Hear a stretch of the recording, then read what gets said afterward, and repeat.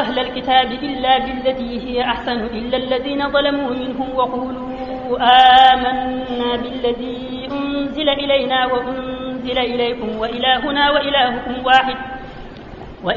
وإلهكم واحد ونحن له مسلمون. وكذلك أنزلنا إليك الكتاب فالذين آتيناهم الكتاب يؤمنون به ومن هؤلاء من يؤمن به وما يجحد بآياتنا إلا الكافرون.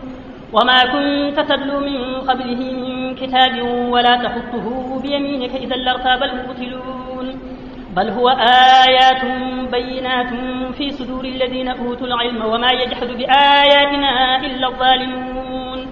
وقالوا لولا أنزل عليه آية من ربه قل النعمة عند الله وإنما أنا نذير مبين. أولم يكفهم أنا أنزلنا عليك الكتاب يتلى عليهم إن في ذلك لرحمة وذكرى لقوم يؤمنون.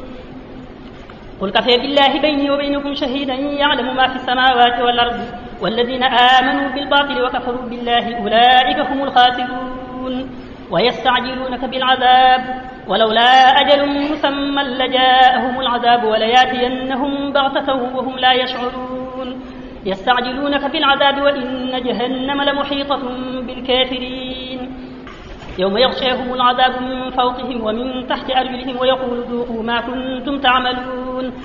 يا عبادي الذين آمنوا إن أرضي واسعة فإياي فاعبدون كل نفس ذائقة الموت ثم إلينا ترجعون.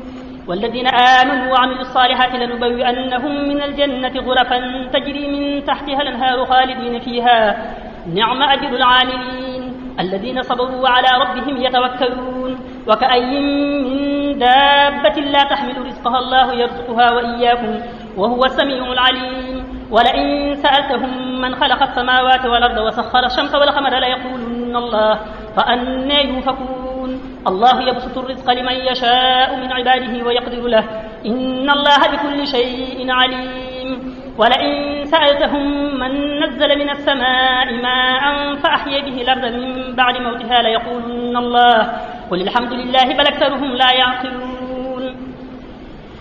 وما هذه الحياة الدنيا إلا لهو ولعب وإن الدار الآخرة لهي الحيوان لو كانوا يعلمون. فإذا ركبوا في الفلك دعوا الله مخلصين له الدين فلما نجيهم إلى البر إذا هم يشركون ليكفروا بما آتيناهم وليتمتعوا فسوف يعلمون. أولم يروا أنا جعلنا حرمنا آمنا ويتخطف الناس من حولهم أفبالباطل يؤمنون وبنعمة الله يكفرون.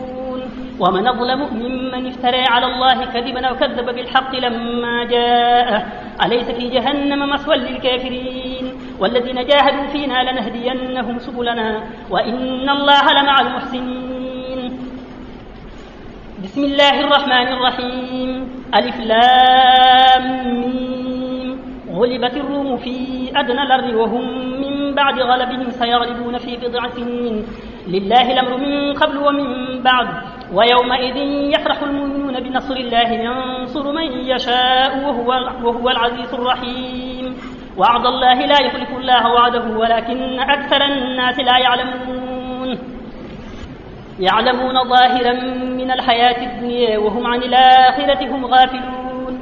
أولم يتفكروا في أنفسهم ما خلق الله السماوات والأرض وما بينهما إلا بالحق وأجل مسمى وإن كثيرا من الناس بلقاء ربهم لكافرون. أولم يسيروا في الأرض فينظروا كيف كان عاقبة الذين من قبلهم كانوا أشد منهم قوة وأثاروا الأرض وعمروها أكثر مما عمروها وجاءتهم رسلهم بالبينات فما كان الله ليظلمهم ولكن كانوا أنفسهم يظلمون. ثم كان عاقبة الذين أساءوا السوء أن كذبوا بآيات الله وكانوا بها يستهزئون. الله يبدأ الخلق ثم يعيده ثم إليه ترجعون. ويوم تقوم الساعة يبلس المجرمون ولم يكن لهم من شركائهم شفعاء وكانوا بشركائهم كافرين. ويوم تقوم الساعة يومئذ يتفرقون فأما الذين آمنوا وعملوا الصالحات فهم في روضة يحبرون وأما الذين كفروا وكذبوا بآياتنا ولقاء الآخرة فأولئك في العذاب محضرون. فسبحان الله حين تمسون وحين تصبحون وله الحمد في السماوات والأرض وعشيا وحين تظهرون يخرج الحي من الميت ويخرج الميت من الحي ويحيي الأرض بعد موتها وكذلك تخرجون ومن آياته أن خلقكم من تراب ثم إذا أنتم بشر تنتشرون ومن آياته أن خلق لكم من أنفسكم أزواجا لتسكنوا إليها وجعل بينكم مودة ورحمة إن في ذلك لآيات لقوم يتفكرون ومن آياته خلق السماوات والأرض واختلاف ألسنتكم وألوانكم إن في ذلك لآيات للعالمين ومن آياته منامكم بالليل والنهار وابتغاؤكم من فضله إن في ذلك لآيات لقوم يسمعون ومن آياته يريكم البرق خوفا وطمعا وينزل من السماء ماء فيحيي به الأرض بعد موتها إن في ذلك لآيات لقوم يعقلون ومن آياته أن تقوم السماء والأرض بأمره ثم إذا دعاكم دعوة من الأرض إذا أنتم تخرجون وله من في السماوات والأرض كل له خانتون وهو الذي يبدأ الخلق ثم يعيده وهو أهون عليه وله المثل الأعلى في السماوات والأرض وهو العزيز الحكيم ضرب لكم مثلا من أنفسكم هل لكم مما ملكت أيمانكم من شركاء فيما رزقناكم فأنتم فيه سواء تخافونهم كخيفتكم أنفسكم كذلك نفصل الآيات لقوم يعقلون بل اتبع الذين ظلموا أهواءهم بغير علم فمن يهدي من ضل الله وما لهم من ناصرين فأقم وجهك للدين حنيفا فطرة الله التي فطر الناس عليها لا تبديل لخلق الله ذلك الدين القيم ولكن أكثر الناس لا يعلمون منيبين إليه واتقوه وأقيموا الصلاة ولا تكونوا من المشركين من الذين فرقوا دينهم وكانوا شيعا كل حزب بما لديهم فرحون وإذا مس الناس ضر دعوا ربهم منيبين إليه ثم إذا أذاقهم منه رحمة إذا فريق منهم بربهم يشركون ليكفروا بما آتيناهم فتمتعوا فسوف تعلمون أم أنزلنا عليهم سلطانا فهو يتكلم بما كانوا به يشركون وإذا أذقنا الناس رحمة فرحوا بها وإن تصبهم سيئة بما قدمت أيديهم إذا هم يقنطون أولم يروا أن الله يبسط الرزق لمن يشاء ذلك لآيات لقوم يؤمنون فآت ذا القربى حقه والمسكين وابن السبيل ذلك خير للذين يريدون وجه الله وأولئك هم المفلحون وما آتيتم من ربا لتربوا في أموال الناس فلا يربو عند الله وما آتيتم من زكاة تريدون وجه الله فأولئك هم المضعفون الله الذي خلقكم ثم رزقكم ثم يميتكم ثم يحييكم هل من شركائكم من يفعل من ذلكم من شيء سبحانه وتعالى عما يشركون ظهر الفساد في البر والبحر بما كسبت أيدي الناس ليذيقهم بعض الذي عملوا لعلهم يرجعون قل سيروا في الأرض فانظروا كيف كان عاقبة الذين من قبل كان أكثرهم مشركين فأقم وجهك للدين القيم من قبل أن يأتي يوم لا مرد له من الله يومئذ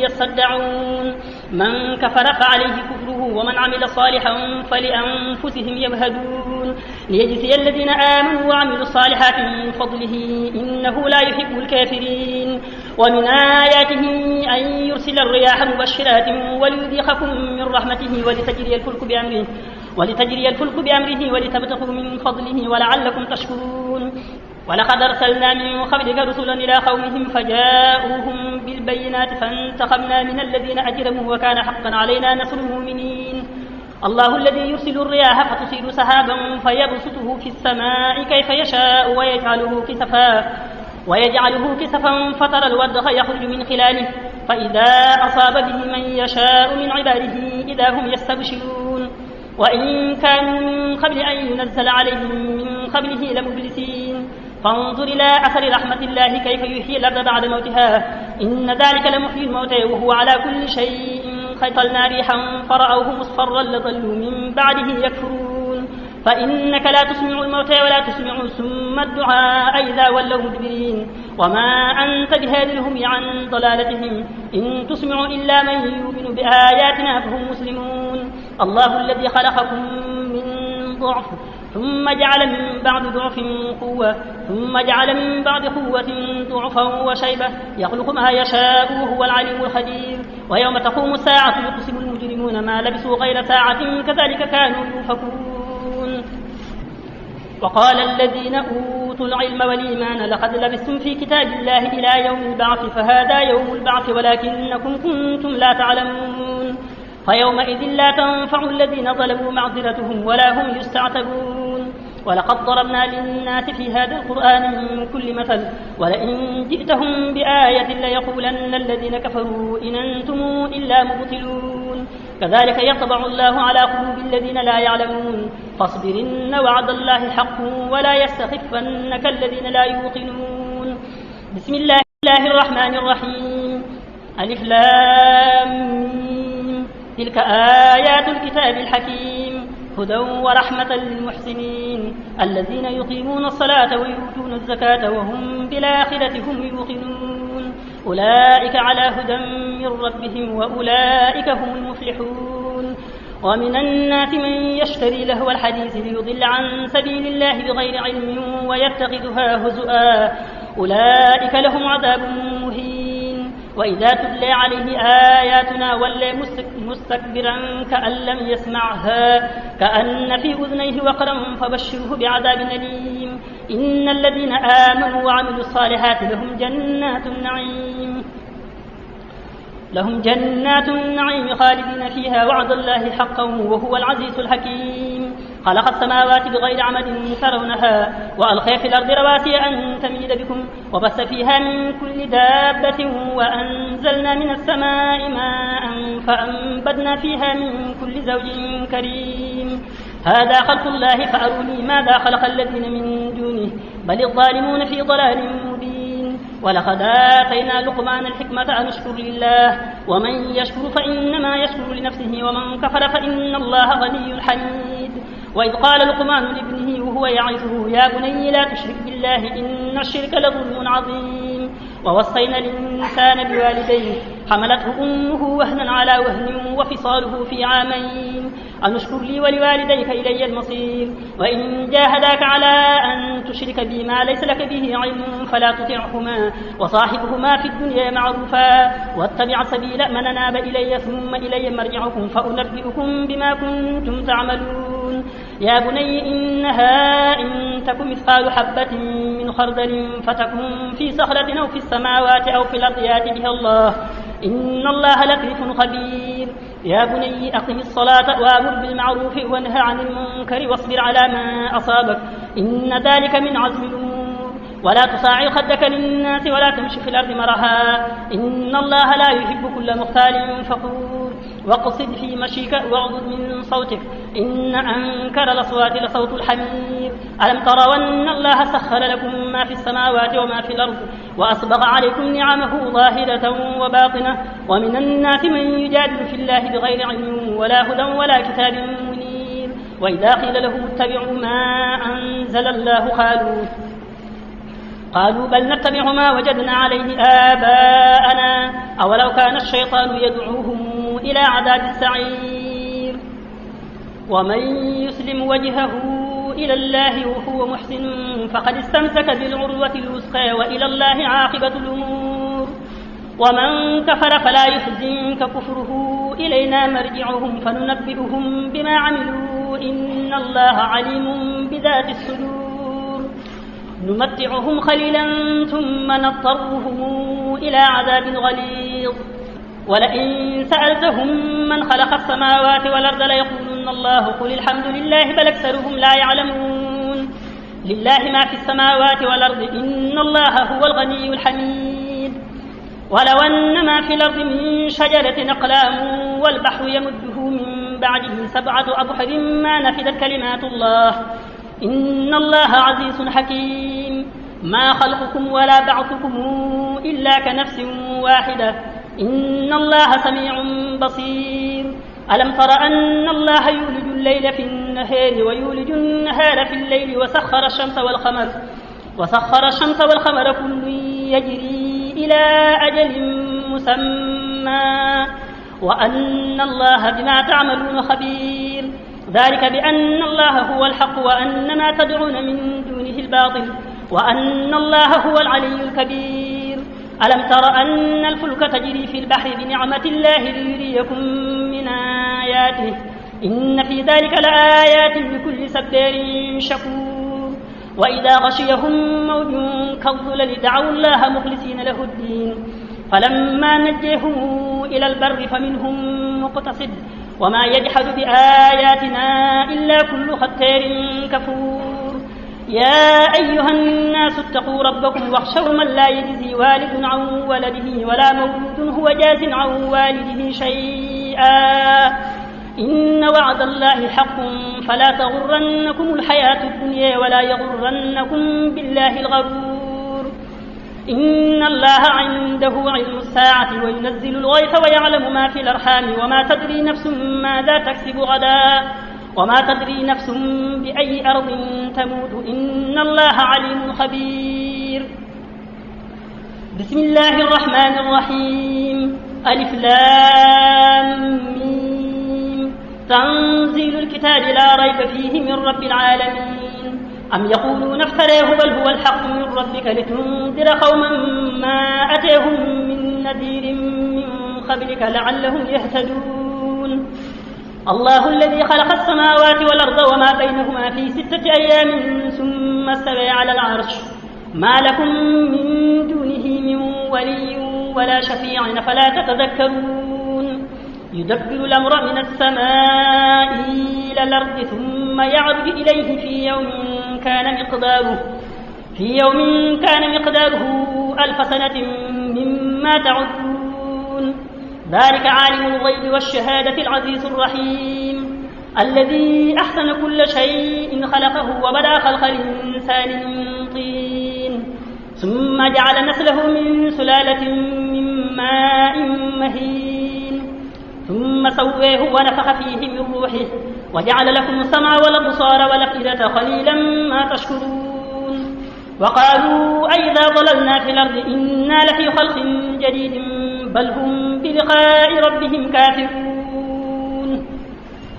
قل يتوفيكم ملك الموت الذي وكل بكم ثم إلى ربكم ترجعون. ولو ترى إذ المجرمون ناكسوا رؤوسهم عند ربنا أبصرنا وسمعنا فارجعنا نعمل صالحا إنا موقنون. ولو شئنا لآتينا كل نفس هداها ولكن حق القول مني لأملأن جهنم من الجنة والناس أجمعين. فذوقوا بما نسيتم لقاء يومكم هذا إنا نسيناكم وذوقوا عذاب الخلد بما كنتم تعملون. إنما يؤمن بآياتنا الذين إذا ذكروا بها خروا سجدا وسبحوا بحمد ربهم وهم لا يستكبرون. تتجافى جنوبهم عن المضاجع يدعون ربهم خوفا وطمعا ومما رزقناهم ينفقون. فلا تعلم نفس ما أخفي لهم من قرة أعين جزاء بما كانوا يعملون. أفمن كان مؤمنا كمن كان فاسقا لا يستوون. أما الذين آمنوا وعملوا الصالحات فلهم جنات المأوى نزلا بما كانوا يعملون. وأما الذين فسقوا فمأواهم النار كلما أرادوا أن يخرجوا منها أعيدوا فيها وقيل لهم ذوقوا عذاب النار الذي كنتم به تكذبون. ولنذيقنهم من العذاب الأدنى دون العذاب الأكبر لعلهم يرجعون. ومن أظلم ممن ذكر بآيات ربه ثم أعرض عنها إنا من المجرمين منتقمون. ولقد آتينا موسى الكتاب فلا تكن في مرية من لقائه وجعلناه هدى لبني إسرائيل وجعلنا منهم أئمة يهدون بأمرنا لما صبروا وكانوا بآياتنا يوقنون. إن ربك هو يفصل بينهم يوم القيامة فيما كانوا فيه يختلفون. أولم يهد لهم كما أهلكنا من قبلهم من القرون يمشون في مساكنهم إن في ذلك لآيات فلا يسمعون. أولم يروا أنا نسوق الماء إلى الأرض الجرز فنخرج به زرعا تأكل منه أنعامهم وأنفسهم أفلا يبصرون ويقولون متى هذا الفتح إن كنتم صادقين قل يوم الفتح لا ينفع الذين كفروا إيمانهم ولا هم ينظرون فأعرض عنهم وانتظر إنهم منتظرون. بسم الله الرحمن الرحيم.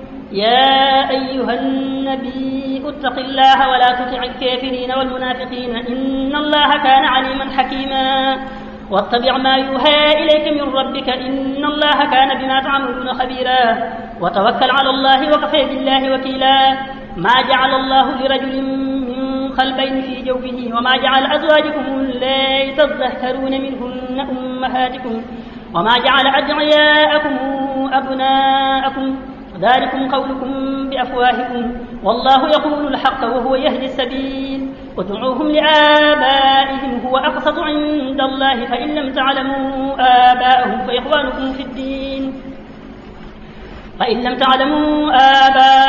فإخوانكم في الدين ومواليكم وليس عليكم جناح فيما أخطأتم به ولكن ما تعمدت قلوبكم وكان الله غفورا رحيما. النبي أولى بالمؤمنين من أنفسهم وأزواجه أمهاتهم وأولو الأرحام بعضهم أولى ببعض في كتاب الله من المؤمنين والمهاجرين إلا أن تفعلوا إلى أوليائكم معروفا كان ذلك في الكتاب مسطورا. وإذ أخذنا من النبيين ميثاقهم ومنك ومن نوح وإبراهيم وموسى وعيسى ابن مريم وأخذنا منهم ميثاقا غليظا ليسأل الصادقين عن صدقهم وأعد للكافرين عذابا أليما. يا أيها الذين آمنوا اذكروا نعمة الله عليكم إذ جاءتكم جنود فأرسلنا عليهم ريحا وجنودا لم تروها وكان الله بما تعملون بصيرا. إذ جاءوكم من فوقكم ومن أسفل منكم وإذ زاغت الأبصار وبلغت القلوب الحناجر وتظنون بالله الظنونا هنالك ابتلي المؤمنون وزلزلوا زلزالا شديدا. وإذ يقول المنافقون والذين في قلوبهم مرض ما وعدنا الله ورسوله إلا غرورا. وإذ قالت طائفة منهم يا أهل يثرب لا مقام لكم فارجعوا ويستأذن فريق منهم النبي يقولون إن بيوتنا عورة وما هي بعورة إن يريدون إلا فرارا ولو دخلت عليهم من أقطارها ثم سئلوا الفتنة لأتوها وما تلبسوا بها إلا يسيرا. ولقد كانوا عاهدوا الله من قبل لا يولون الأدبار وكان عهد الله مسؤولا. قل لن ينفعكم الفرار إن فررتم من الموت أو القتل وإذا لا تمتعون إلا قليلا. قل من ذا الذي يعصمكم من الله إن أراد بكم سوءا وأراد بكم رحمة ولا يجدون لهم من دون الله وليا ولا نصيرا. قد يعلم الله المعوقين منكم والقائلين لإخوانهم هلم إلينا ولا يأتون البأس إلا قليلا أشحة عليكم فإذا جاء الخوف رأيتهم ينظرون إليك تدور أعينهم كالذي يغشى عليه من الموت فإذا ذهب الخوف سلقوكم بألسنة حداد أشحة على الخير أولئك لم يؤمنوا فأحبط الله أعمالهم وكان ذلك على الله يسيرا.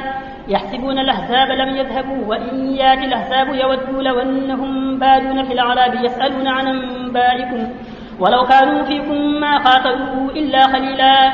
لقد كان لكم في رسول الله أسوة حسنة لمن كان يرجو الله واليوم الآخر وذكر الله كثيرا. ولما رأى المؤمنون الأحزاب قالوا هذا ما وعدنا الله ورسوله وصدق الله ورسوله وما زادهم إلا إيمانا وتسليما. من المؤمنين رجال صدقوا ما عاهدوا الله عليه فمنهم من قضى نحبه ومنهم من ينتظر وما بدلوا تبديلا. ليجزي الله الصادقين بصدقهم ويعذب المنافقين إن شاء ويتوب عليهم إن الله كان غفورا رحيما. ورد الله الذين كفروا بغيظهم لم ينالوا خيرا وكفى الله المؤمنين القتال وكان الله قويا عزيزا. وأنزل الذين ظاهروهم من أهل أهل الكتاب من صياصيهم وقذف في قلوبهم الرعب فريقا تقتلون وتاسرون فريقا وأورثكم أرضهم وديارهم وأموالهم وأرضا لم تطئوها وكان الله على كل شيء قديرا. يا أيها النبي قل لأزواجك إن كنتن تردن الحياة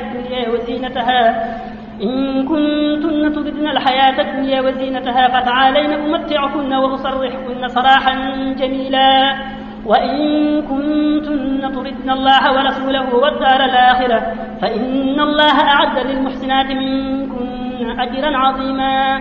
يا نساء النبي من يات منكن بفاحشة مبينة يضاعف لها العذاب ضعفين وكان ذلك على الله يسيرا.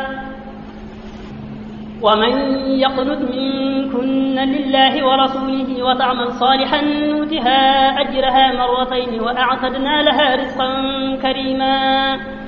يا نساء النبي لستن كأحد من النساء إن اتخيتن فلا تخضعن بالقول فيطمع الذي في قلبه مرض وقلن قولا معروفا وقرن في بيوتكن ولا تبرجن تبرج الجاهلية الأولى وأقمن الصلاة وآتينا الزكاة وأطعنا الله ورسوله إنما يريد الله ليذهب عنكم الرجس أهل البيت ويطهركم تطهيرا. واذكرن ما يتلى في بيوتكن من آيات الله والحكمة إن الله كان لطيفا خبيرا. إن المسلمين والمسلمات والمؤمنين والمؤمنات والقانتين والقانتات والصادقين والصادقات والصابرين والصابرات والخاشعين والخاشعات والمتصدقين والمتصدقات والصائمين والصائمات والحافظين فروجهم والحافظات والذاكرين الله كثيرا والذاكرات أعد الله لهم مغفرة وأجرا عظيما. وما كان لمؤمن ولا مؤمنة إذا قضى الله ورسوله أمرا أن تكون لهم الخيرة من أمرهم ومن يعص الله ورسوله فقد ضل ضلالا مبينا. وإذ تقول للذي أنعم الله عليه وأنعمت عليه أمسك عليك زوجك واتق الله وتخفي في نفسك ما الله مبديه وتخشى الناس والله أحق أن تخشاه. فلما قضى زيد منها وطرا زوجناكها لكي لا يكون على المؤمنين حرج في أزواج أدعيائهم إذا قضوا منهن وطرا وكان أمر الله مفعولا.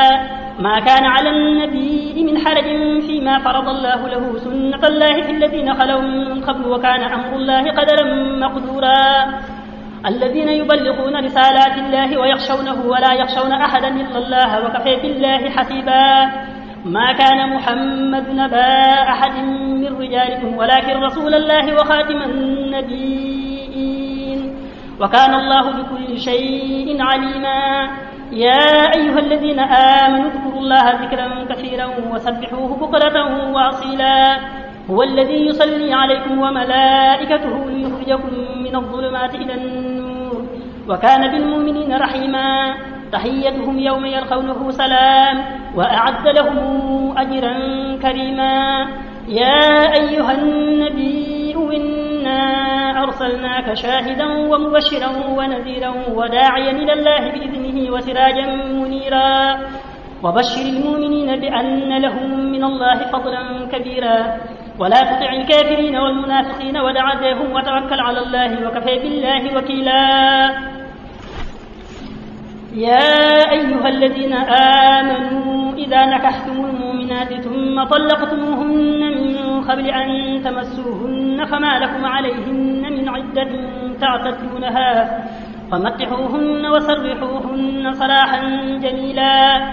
يا أيها النبي إنا أحللنا لك أزواجك اللاتي آتيت أجورهن وما ملكت يمينك مما أفاء الله عليك وبنات عمك وبنات عماتك وبنات خالك وبنات خالاتك اللاتي هاجرن معك وامرأة مؤمنة وهبت نفسها للنبي إن أراد النبي أن يستنكحها خالصة لك من دون المؤمنين. قد علمنا ما فرضنا عليهم في أزواج وما ملكت أيمانهم لكي لا يكون عليك حرج وكان الله غفورا رحيما ترجي من تشاء منهن وتؤوي إليك من تشاء ومن ابتغيت ممن عزلت فلا جناح عليك ذلك أدنى أن تقر أعينهن ولا يحزن ويرضين بما آتيتهن كلهن والله يعلم ما في قلوبكم وكان الله عليما حليما لا يحل لك النساء من بعد ولا أن تبدل بهن من أزواج ولو أعجبك حسنهن إلا ما ملكت يمينك وكان الله على كل شيء رقيبا يا أيها الذين آمنوا لا تدخلوا بيوت النبي إلا أن يؤذن لكم إلى طعام غير ناظرين إناه ولكن إذا دعيتم فادخلوا فإذا طعمتم فانتشروا ولا مستأنسين لحديث إن ذلكم كان يؤذي النبي أفيستحيي منكم والله لا يستحيي من الحق وإذا سألتموهن متاعا فاسألوهن من وراء حجاب ذلكم أطهر لقلوبكم وقلوبهن وما كان لكم أن تؤذوا رسول الله ولا أن تنكحوا أزواجه من بعده أبدا إن ذلكم كان عند الله عظيما إن تبدوا شيئا أو تخفوه فإن الله كان بكل شيء عليما لا جناح عليهن في آبائهن ولا أبنائهن ولا إخوانهن ولا أبناء إخوانهن ولا أبناء أخواتهن ولا نسائهن ولا ما ملكت أيمانهن واتقين الله إن الله كان على كل شيء شهيدا إن الله وملائكته يصلون على النبي يا أيها الذين آمنوا صلوا عليه وسلموا تسليما إن الذين يؤذون الله ورسوله لعنهم الله في الدنيا والآخرة وأعد لهم عذابا مهينا والذين يؤذون المؤمنين والمؤمنات بغير ما اكتسبوا فقد احتملوا بهتانا وإثما مبينا يا أيها النبي قل لأزواجك وبناتك ونساء المؤمنين يدنين عليهن من جلابيبهن ذلك أدنى أن يعرفن فلا يؤذين وكان الله غفورا رحيما